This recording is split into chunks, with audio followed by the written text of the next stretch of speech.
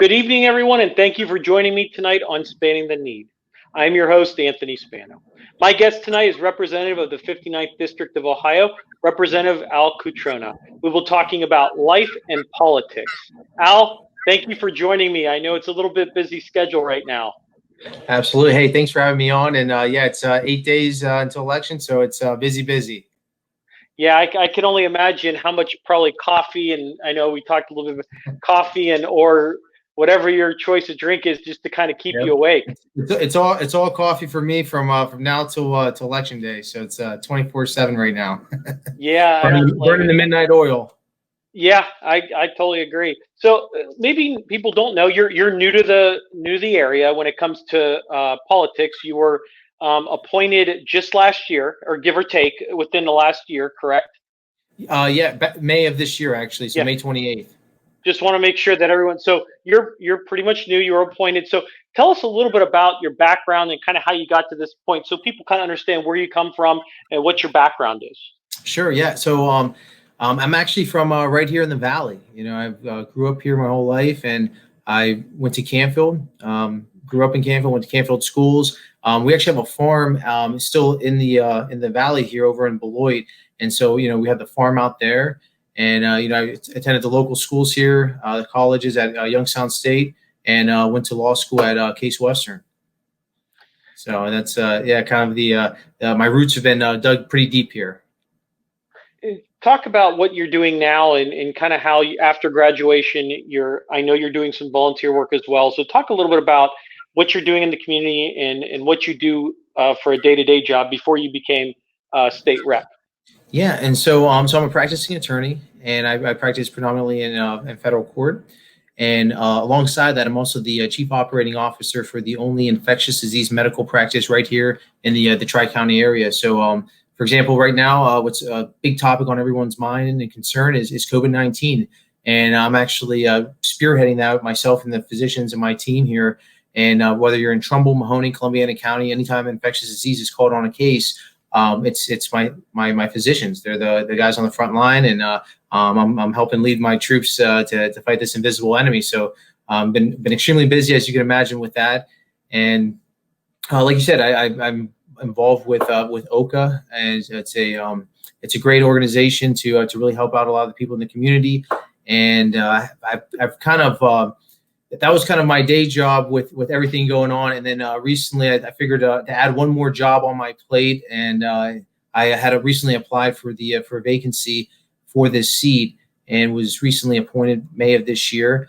And so I've been also a legislator now. And so it was kind of it's an unfortunate situation of the vacancy and how that arose. Don Manning had done so much great stuff here for the Valley, and he had done so much in such a small period of time. So definitely got some big shoes to fill, but I've had a lot of people, a lot of great support, both here in the community, along with having great legislators by my side. So it's been a great opportunity, and looking forward to this November election. So I get an opportunity to have a full term of 2 years to continue helping out the Valley, especially right now with COVID going on, and to make sure that I really carry on that torch that Don had lit.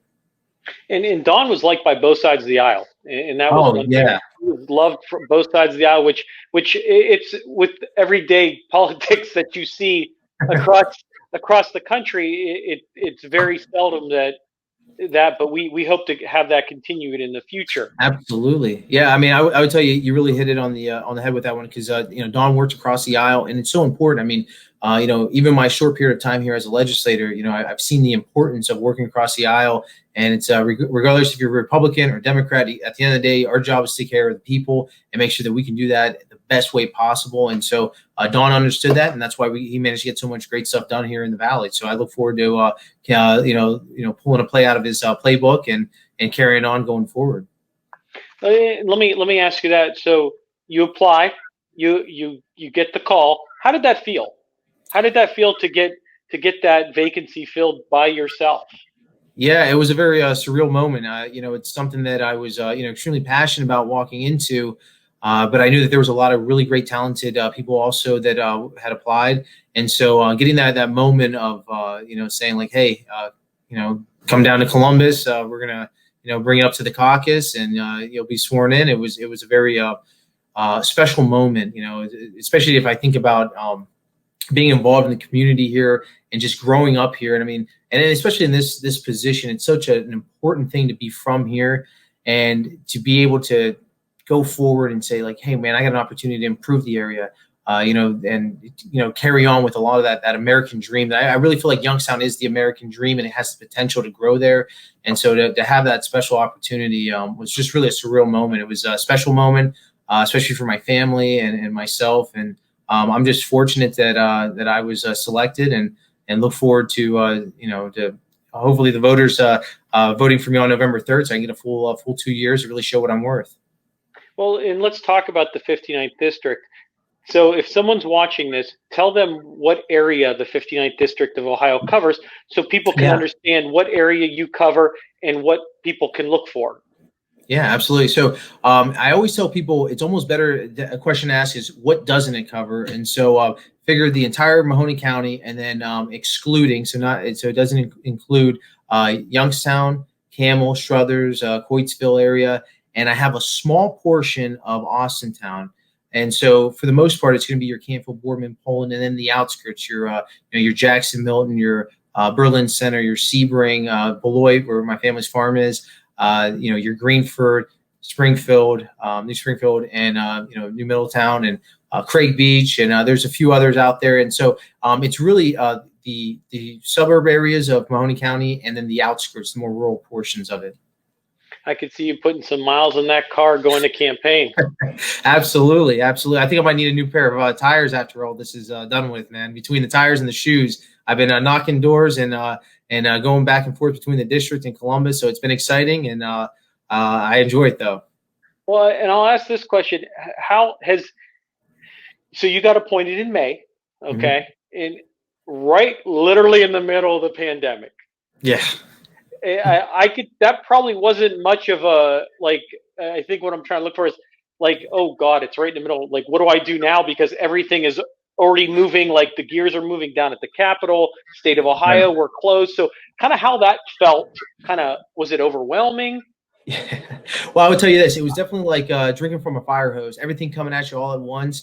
And I mean, you're sitting there and you're like, new guy on the block. And it's just like, what do we got going on here? Well, we got, COVID, we were in a pandemic. So we got civil unrest going down. We have economic uncertainty. I mean, it's just like kind of one thing. And then the whole time you're sitting there thinking like, where's the bathroom even at? It's one of those things where you're like, just throwing all into it all at once. And on top of that, you have an election year coming up on top of that. So you're just like, oh my goodness, so much at once. And, it's really like drinking from a fire hose, to say the least, and trial by fire type deal. But it's been great. I enjoy it. I will say that I have an immense amount of people on both sides of the aisle down at the State House that have been extremely helpful and really going through the process there. And but it's you're absolutely right. It's like what else can 2020 throw at me, And so it's just been definitely one thing after another. And I think that most people in Ohio and American can kind of feels the same way, which is 2020 just being one crazy year. So I'm looking forward to 2021. Yeah. Well, and let's talk a little bit about that. And I like to ask my question. I like to ask whoever I'm interviewing, no matter if they're a candidate or they're already in office, why do you want to serve right now? Because of everything going, I mean, that's probably the question you get asked. Like, why would you want to be in public service right now with everything going on? Well, I think what I think about the most is kind of my father. He always would say, it's never the easy things in life that really make the person. It's the difficult times, and it's the person who's willing to take those challenges and those obstacles and to move forward with them and to find good in all this terribleness that can be in front of you. And so, I kind of looked at it the same way. I mean, I knew that we were facing, a pandemic, and we had COVID-19, and it was something that I had some knowledge on, given my position, being the chief operating officer of the only infectious disease medical practice here, and having a passion for wanting to help out the community. I thought, I would be a great person to really, guide us through this pandemic. And so, sometimes, you have to make the decision to go through the tough times so that you could have, the brighter days going forward. So that's, it was kind of like a calling, if you will, and a calling for service. And I thought that, what better way than to serve my community, my friends, my family as a legislator. And so that's really the main thing. And I wish I had some really great, well, it was this or was that. Honestly, it's just because I want to serve. I want to be able to help out my community, the very community that helped raise me right here, and make it a better place for, for my son going forward, and, my grandkids, and so on and so on. Well, and I know a little bit earlier we talked about service and service to our community. You're also on a board, and you also give back to the community. So talk a little bit about what you've done, kind of Sure. the volunteer capability, and what you've done to give back to the community and volunteering. Yeah, absolutely. I mean, so, OCA is really a great opportunity to give, number one, cultural awareness, but also to help out and to, I mean, they do so much. I mean, with everything from, providing, daycare services to helping out with translation, Spanish, Spanish to English, English to Spanish. There's a lot of food drives are involved, and making people sure that people have the essentials, and to really make sure that there's a solid progression of the Hispanic and the multicultural people in the community, and their advancement. And so for example, we had a fundraiser with OCA recently, and we did a food drive. It was like a not really a food drive. It was they had it was like a festival of food, right? And so people had an opportunity to drive up. So everything's been so different with COVID, right? So we've had the opportunity to try to shift and adjust, like most companies, most businesses, most people have during these trying times. So we did the same thing, and we had normally we would have a big kind of like a festival out there, and people would come by, grab food, and go right from there from the vendors. Instead, what we did this year was we had people come up, and we had food already packaged. So actually myself and Senator Michael Rulli was there. I called him to help me. I figured he knows what he's doing. Yeah, more hands on deck. Grab some stuff. I'll tell you what, man. Rulli was real quick with it too. He pulled up those bags. He was like, I was like, oh yeah, makes sense. He worked the register a couple of times. Rulli Brothers, he knows what he's doing. Just a couple of times. Just a couple of times. Yeah, he knows what he's doing.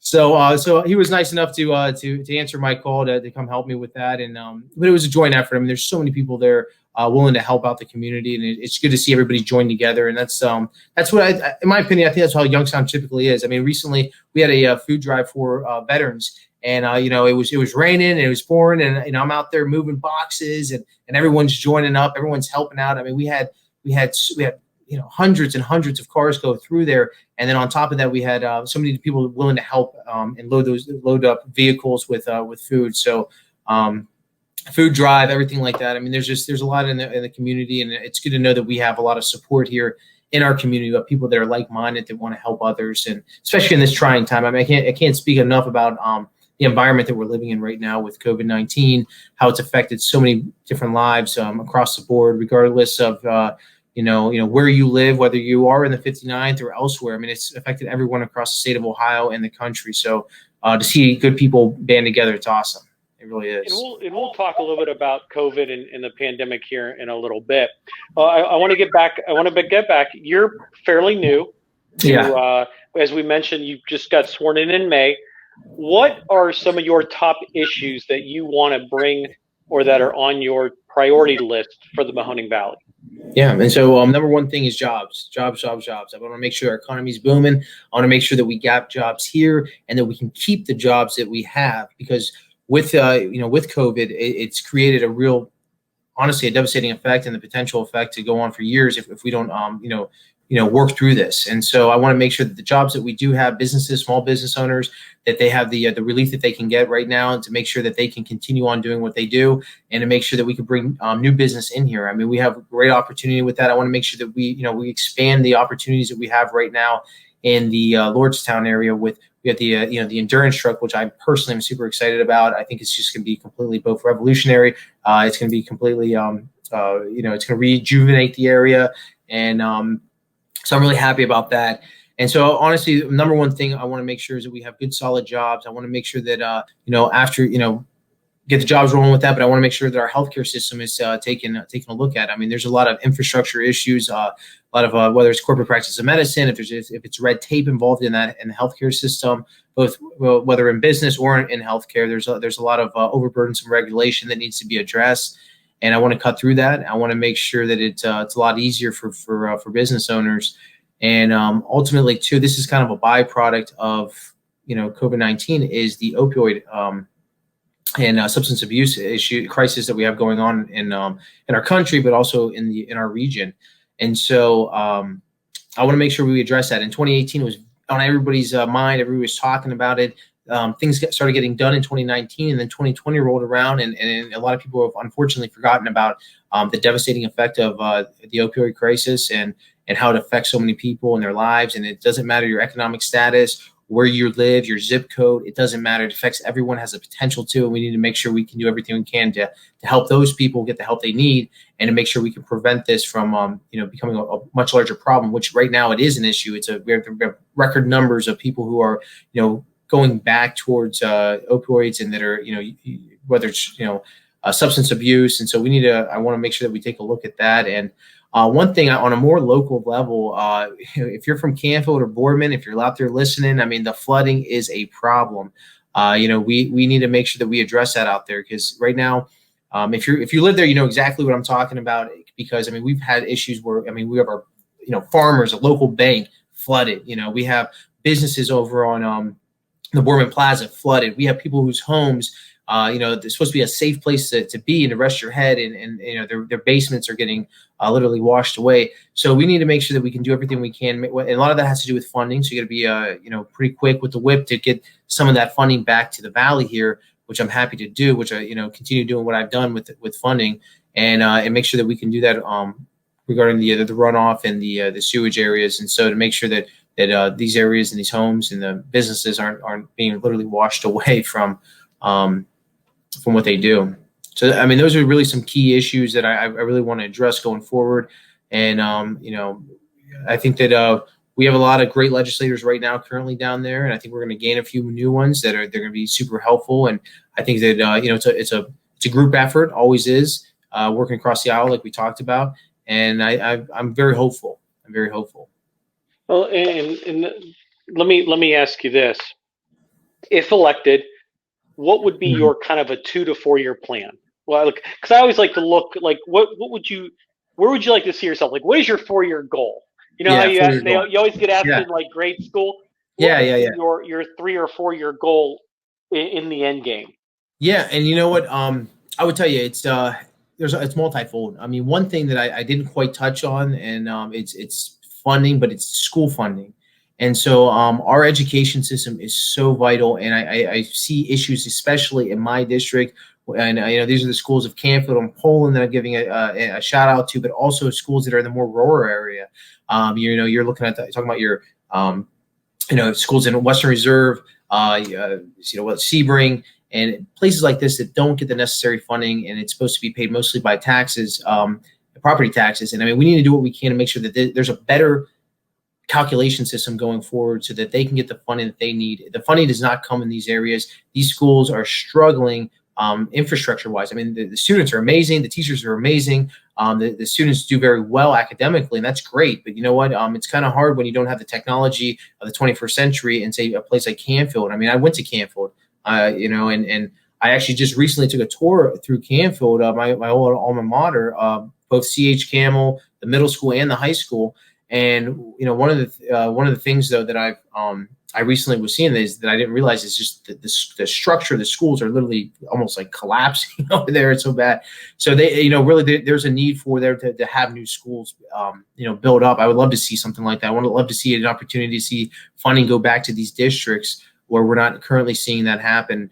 Kind of a byproduct and kind of stuff that we've actually started to do is with broadband, right?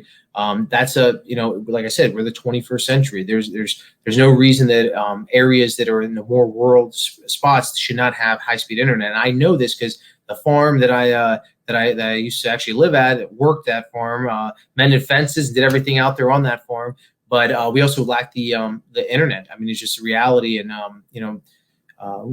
we need to make sure that we have a better pull towards that broadband in these more rural areas, and to make sure that it's something that can be gathered.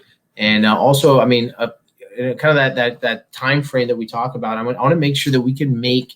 And do I think it can happen in 4 to 5 years? I mean, I think it's a strong effort. It's going to probably take a little bit longer, but you're going to see a massive difference in 2 to 3 to 4 years is the economy here. I want to make sure that we make this a powerhouse economy. I want people to want to come to Youngstown, Ohio. I want the good quality people that we have. People like, my friends that I graduated, a lot of them have moved away because they just didn't have necessarily the jobs here, or at least they thought so. And we have the potential to bring that here. And I want to make sure we keep our quality people here, and to make sure that we have a booming place where businesses want to come to Youngstown, Ohio. They want to come to Lordstown. They want to come to Boardman. They want to come to all these areas that affect the valley every single day.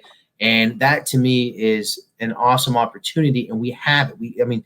We have so much diverse thing because, we had the steel mills, the very steel mills my grandfather worked at Youngstown Sheet and Tube. But the steel mills, that what's set up, that infrastructure, it has the ability for it to grow into other things. And so that's something I want to see happen. And it's going to, nothing's done. Rome wasn't built in a day, right? But it takes good, solid legislators, good, solid people to be out there pushing for this, to make sure that it can happen. And let's talk now. Now you get appointed in May, right in the middle of the pandemic. Yeah. What has been that experience during the pandemic? I mean, we're shuttered inside. We really started opening up. Maybe like July is when they kind of started really opening things up. Talk about how you, in particular, as a legislator, has handled up until now, on how you've handled the pandemic. And do you agree with what Governor DeWine has done, or is there anything you would do differently going back? Yeah, that's a great question. And I would tell you this. Number one, the pandemic early on, it was such an unknown thing. And we saw all the devastation that we saw overseas. And when it came here, I get the issues and concerns. And, you asked specifically about DeWine, and I'll tell you this. DeWine had a difficult job. I don't think anybody can deny that. He has had a very difficult job dealing with the pandemic. I think every governor across the state of across the country had a difficult job. I think that his response to doing an earlier kind of shutdown, if you will, was essential, and I'll tell you why. So being in the healthcare industry and literally going through it, we handle every single hospital in this area, every single LTAC, we work with them. And if we would have let this thing go as it was, we would have had a massive bottleneck effect in our hospital's system. And so I think it was a good move to really curb what we had, because we didn't have enough knowledge on it. We didn't have the medication. Heck, we didn't even have whether it's the different equipment. We lacked gloves, and everything was happening all at once. And we wanted to. It would have just really been a nightmare. We say we handle a little bit of it, and all of a sudden somebody comes in with another issue or concern, and then we don't have the ability to even house them in a hospital in their beds. That's a problem. So I think that what he did in the early end was solid move, and I think it was the right call to make at that time. I think going forward, and I can tell you this from what it is that I do every day as a CEO of the medical practice, I could tell you from talking with my physicians, with our group lead meetings, the virus we're seeing today is not the virus we saw back in, say, in March. And we didn't have the medication then that we have now. We use something called Remdesivir, which now most people are familiar with because President Trump had been given a dose. Remdesivir, extremely effective. That came around mid-May. So between that, CDC just approved. I don't know if it was a emergency, just right in the last week. Okay. They approved something for Residine or for that. I'm not exactly sure, but I saw it on the news. Yeah, what was it called? I think Residine, the same thing I think you just mentioned. Yeah, Remdesivir. I'm not a doctor. I told everybody this. I said I'm a doctor. I'm a doctor of jurisprudence, but I happen to rub elbows all day with the doctors. But exactly. But yeah. So Remdesivir is something we've been using since middle of May. Extremely effective. Right now, if you were to look at the mortality rate and the time of stay in the hospital, which in my opinion, and most of the physicians that I speak to on a daily basis, these are the two major things that we should be concerned about. Are people dying, and how serious are their conditions, right? So those are two things that have almost completely plummeted, which is amazing. That's a good thing. That's something that we should be, happy about. We should be happy about the education that our physicians and our healthcare field has now on this. And I think that, with the treatments that we have, I think that, and where you have our guidelines that many people are following, I think that ultimately it's we're going to work our way through this, and we're going to get out of it. I mean, as Americans, we always manage to get through the tough times, and we'll get through this one. So in short, I would say, on the early end, I think DeWine handled it probably spot on. I think it's essential though that where we are with this, we need to see that our economy is opened up, that our businesses can prosper. People need to get back to work, and we need to do it safely. Absolutely, I think that do it safely, but also see where we are with this. I mean, we can't, unfortunately, we can't sit back and let our economy fold behind, all around us, have the isolation. I mean, we as human beings, we are social creatures. We need to interact. We need to talk. We need to communicate. That's why we're seeing such a high level of depression and suicide rates. And so I want to make sure that we do it safely. I think that the virus is not where it was several months ago, and every piece of literature that's out there and guys that have ground troops that are seeing it firsthand can attest to that. And so I see it as a situation where let's get back to work. Let's make sure that we can do it safely, but let's get back to work. And so that's one thing that I would like to see, DeWine also follow suit with, is that, to get this economy up and running. I mean, I personally introduced a bill to lift the 10 o'clock ban to lift the 10 o'clock ban that they had on the sale of alcohol for both restaurant owners and for bars. And I mean, these are small businesses. They are struggling right now. And it's not just, you're talking about a one restaurant. I mean, we're talking about the restaurant. We're talking about the people in the line of the chain of command for that, whether you're bringing inventory in, if you're a truck driver. What about the carpenter that was originally going to have a bid to expand that restaurant, right? They may not have the financial means now. That means that affects the carpenter, right? So it's one thing after another. So I think it's a slippery slope if you let that continue. So I say open it up, do it safely though. And that'd be where I would kind of differ, I think, where we are standing right now with things. Well, let me follow up with this, because let's talk about that new drug that just came out. People may not understand it because sure. So I just want to back up, because I know I don't understand. So how does I just want a general? You don't have to get into very. Yeah, and I'll be honest with you. Yeah, and I'll be honest with you too. Like I said, I'm not a physician. I'm not right. A physician. What I can tell you is what we are using. I can tell you what we do on a weekly meetings, talking with pharmacists, working with my physicians, and knowing the drugs that they are currently using to some degree. I mean, obviously these physicians. I mean, you don't become an infectious disease specialist overnight. These guys know what they're doing, and so I think I happen to be a fly on the wall over there, but happen to have have a good idea. Yeah, and I think that was because I'm not familiar with. I've seen the drug, and I'm not sure what it does or if it slows down. If something recently came out from the CDC, I'd have to look into it and see exactly what it is before I spoke on it. That's fair. That's fair. Yeah. Okay, there's been a lot between the CDC and just kind of back and forth with a few things, so it's kind of it's been difficult keeping up track with most of that. Oh, I totally agree. I should have. So we talk about a variety of different things in the Valley. What seems to be the most takeaway from that people you talk to in the Mahoning Valley? Just on a day-to-day basis of things that they want to see happen. And I would tell you this, takeaway is this: people want an opportunity to keep food on the table and a roof over their head. I mean, people want to keep to make sure that they have jobs, they have job security. They want to make sure that they have good education for their children. They want to make sure that they have an opportunity where, they have that American dream. And, there's been so much where things have, that have pulled away, I think, a little bit from that American dream. And so, recently, I think with everything that's going on with the potential job growth and everything like that, I mean, it really stems to the root of it all.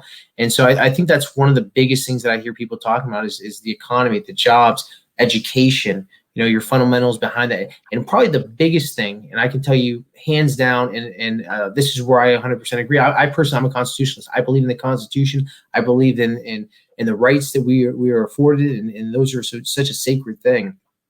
And people are scared. People are scared about where this nation is headed. They're scared about losing the First Amendment rights, Second Amendment. I mean, every single portion of that, the breaking down of our very building blocks of our nation and from our founding fathers. I mean, a lot of people are concerned about that. People are concerned about the looting and the rioting in different areas. I mean, listen, you talked about how is it going through as a legislator recently, being there. I've been to Columbus before, and I've never seen Columbus look like a war zone. That's what it looked like when I was down in Columbus. It looked like a war zone from the rioting and looting. And listen, I'm all about the First Amendment. I may, regardless of how I feel about one thing or another, if you feel the need to peacefully assemble and protest, have at it. But as soon as you begin looting and rioting and destroying small business owners, storefronts, that's a concern. That's a problem. And that's at that point you're taking criminal action. And so people are concerned. I mean, of these protests gone violent, and they're worried about their rights being stripped away, and they're really concerned about that. And so I think most people that I've spoken to, regardless of the aisle that they look at, most people are concerned about their the foundation of our nation, that are the constitutionality of it. And that's been one of the biggest concerns I've seen people really speak about. Well, I appreciate you taking time, and now I got some rapid fire questions for you. All right. These are, from what I get when I interview people, they say these are the most challenging. I said, come on, these are personal experiences. So basically the first one, this could be either personal or professional. So anything can be. So best accomplishment. Oh, best accomplishment. Oh, that's tough. They are tough because you know what? I mean, it is a difficult thing that especially because people don't want to talk all the time about their accomplishment. I would tell you this. I would say that one of the biggest accomplishments that I had was let me think. Do we want to come back to it? Come back to that one. It's a good question because I'm thinking of a couple things regarding that. But one of my accomplishments, I would say this honestly, being a legislator and going through the process has been such a rewarding an accomplishment in itself. But the biggest accomplishment came back with what I've done as a legislator. I would say the funding that I brought back to the area. I mean, I'm such a passionate person about the schools. And so, having the opportunity to bring funding back that went to schools after COVID, and there was a lot of restrictions and stuff that was pulled away from them, giving them a little something back. I think the funding that went to the different universities like YSU, awesome. I mean, that's my alma maters too. So I was happy to do that as well. And funding that came back to the municipalities. I mean, these COVID has hit so many people so hard, and it's been I guess you would say it's been extremely difficult and trying for them. And so to have the municipalities have the opportunity to have some funding come back to them to make sure that they can, pay for the essential things that we've needed, that's been an accomplishment. The accomplishment has been helping out my district. And so I was struggling with the question because it's tough to put that on there because I'm thinking about personal thing. And so I would say, but honestly, the most recent accomplishment that I have had that's really hit home for me has been the funding that I've had the opportunity to do, and to know that you can do so much as a legislator to help out the people here. Okay, that's fair. That's fair. Best memory. Oh, best memory. I would say this. Best memory is, I'll tell you, 8th grade. Best memory. Got a couple good ones, but 8th grade. So I worked my tail off running cross country and track, but cross country I worked my tail off, and so I trained so hard. And so 7th grade I wasn't much, but I was slowly making my way up the ranks, and then in 8th grade, I just went all the way to it. Worked. I was running every single day, working out every single day, doing everything I could to improve myself, and I was victorious in my first race, 8th grade, and I was. I was number 1 on the team. I think 2nd in county, something like that. And that was all great. But the first thing was my first race because my father afterwards, he said, you see that? You see that? And I go, yeah, I won. He goes, no. He goes, you see that feeling you have right now? He goes, that's what happens when you work hard. And so, it was that memory that probably sticks in my mind because every time I work my tail off, it's like good things happen. And it really reminds me of that moment there, or like the moment when I won my first I was a boxer, and so when I won my first fight, my old man said the same thing, and he's a hard man to please. So when you get those things, those memories stick and pretty good. So between that 8th grade first victory, and all the victories I had after that from running, and then also my first championship fight that I won, having my father come up to me and just say, "You see that? You see that? You worked hard, worked real hard." He's like, and it pays off. And so that's a memory that always sticks in my mind, probably because my father's not the easiest person to please when it comes to accomplishments. So, well, I'll put one on you just for a personal experience. I was my first boxing match was in a charity boxing match against Jim Lowboy. Okay. That was my debut in retirement in the same night. I hear you on that. You know what? It's sometimes you get rattled in there, and it could be tough. It's a battle. It's a battle. It was all for the kids. That's how we like to put it. And the things we do for the kids. Oh, sometimes I wonder, but hey, at the end of the day, it's always good. I mean, I trained for weeks, 6 to 8 weeks for that, just for a 3-round event. I mean, you're exhausted. Yeah.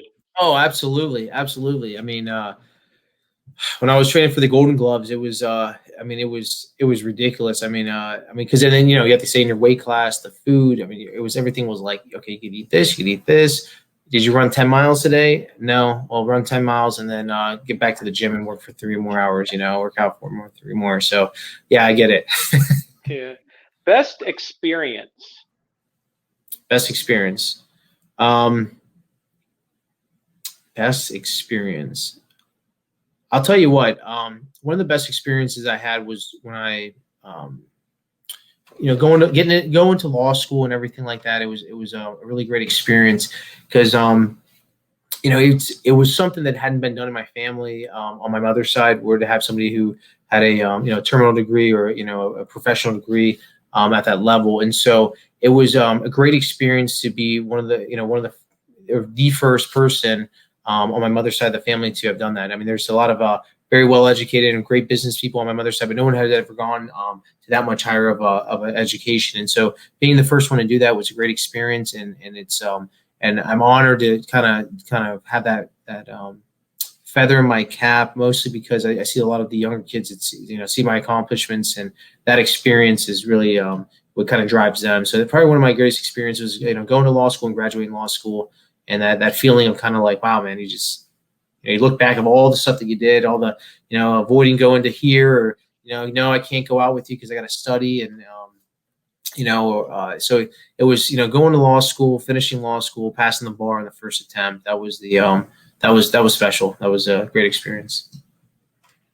Who would be your role model? Who's your role model? My old man. Yeah, hands down. Thinking about it, it's the old man. He's I look at all the accomplishments that he has. I look at myself and I go, I'm nowhere even near. My old man has managed to do so much between saving hundreds of thousands of lives in his 35 plus years as a physician, to going to med school in Spain where he didn't even speak Spanish. He's 100% Italian. And so he walked in there, didn't know the language. Yeah. So he literally walked in there and just, he did a crash course for a couple of weeks on Spanish, literally went into the classes where it's full blown Spanish. And he would just, he would sit there and do what he could. He would take the stuff, translate it from Spanish to English so he could see what was going on. So, I mean, he's all hard work and grit. I call him my Clydesdale. Doesn't matter how much work you put on him, he just keeps pushing through. And so that's the type of person I aspire to be. The guy that's doesn't matter how much work you put in front of him, how hard things are, push through. So yeah. And then my last question is, if there was one person you would want to meet, past or present, who would it be? Past or present, who would it be? Oh, let me see here. I told you these are the harder questions. These are the hard ones because there's like about 1 million people I'd love to see and meet. I don't know. That's a tough one. You can give me a couple. I'll give you a few. One would be the opportunity to meet somebody, past or present. Boy. Man, you make these hard questions, man. These are hard questions. Let Would me you see rather here. want that, or I'll go harder on the other question? I mean, maybe I would have wanted more a harder question about legislation. That way, I could at least. No, I'm just teasing. No, take it easy on me with these ones. I like it. Let me see here. I probably somebody that would has always been Vince Lombardi would be a great person. I would think Vince Lombardi, another person, great football coach, but just inspiring to say the least.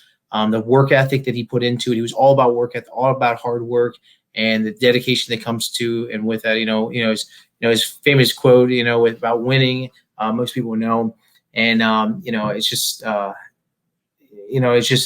that driving force.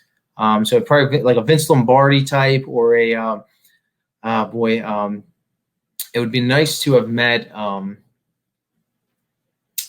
There's a few presidents out there I can name, a few presidents, and yeah, I mean that'd probably be a person that I always was extremely interested in knowing, and that would be someone there. So. Well, Al, I appreciate your time, and it's always a pleasure. Yeah. Thank you for taking time out of your busy schedule. Hey, I'm happy to do it anytime, and it was a pleasure for me. The pleasure's all mine. So, thank you, everyone, for joining us tonight. Check out other podcasts and interviews and videos at anthonyvspano.com. Be safe and God bless. Good night.